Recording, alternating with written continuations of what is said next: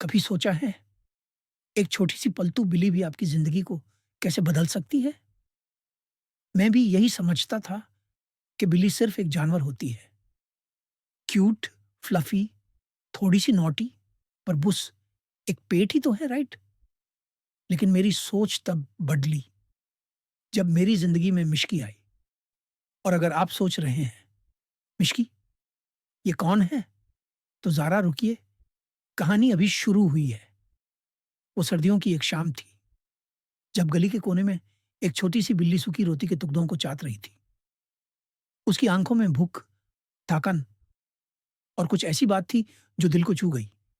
मैंने उसे ले आया घर, सिर्फ एक रात के लिए। वैसे भी मामा ने कहा था, क्या तुम हॉस्पिटल हो, हर किसी को एडमिट कर लेट हो। लेकिन अगले दिन जब मैंने मिश्की को वापस छोड़ने की कोशिश की, तो कुछ ऐसा हुआ जो मैंने कभी एक्सपेक्ट नहीं किया था।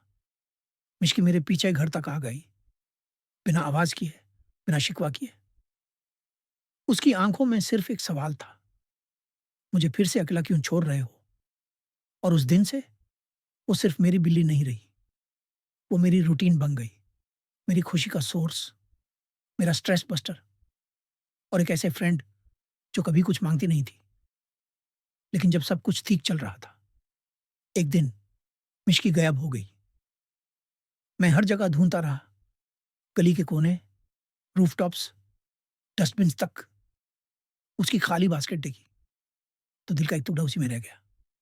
2 दिन, 3 दिन, एक हफ्ता, न मिश्की, न उसकी कोई आहट। मैं तो इतना परेशान था कि फ्रिज में भी ढूंढ लिया। क्यों? क्योंकि वो बटर चोरा कर वहां भी छुप जाती थी। लेकिन फिर दूसरे हफ्ते की एक सुबह एक छोटी सी म्याऊ ने मेरी जिंदगी वापस लौटा दी। वो वापस आ गई, कमजोर थी, पर आंखों में वही रोशनी थी। उस दिन मैंने समझा, प्यार सिर्फ इंसान नहीं करते, कभी कभी एक बिल्ली भी आपको वो इज्जत, दोस्ती और वफादारी दे सकती है जो हर कोई नहीं दे सकता।